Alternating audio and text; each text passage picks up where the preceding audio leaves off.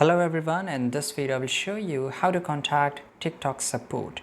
Right, so I will show you two ways. First of all, let's get into this TikTok mobile application here.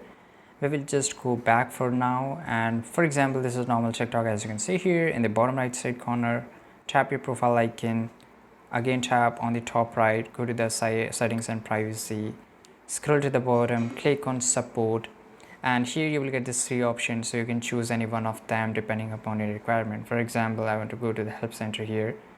Now inside the help center, right, it just take up quite a sometimes a little bit of time, right? So if sometimes this is not working, right, let's go to your web browser and just go a little bit back here, type TikTok support, go to TikTok help center here. Now you will be redirected to basically the similar page which you have already seen it, but this always work. Now here you can just select any of the reason that for what reason you are facing any problem. For example, it's regarding my suspended accounts. I can just search for suspended here, and automatically I will get a lot of option. For example, it's my regarding DMs.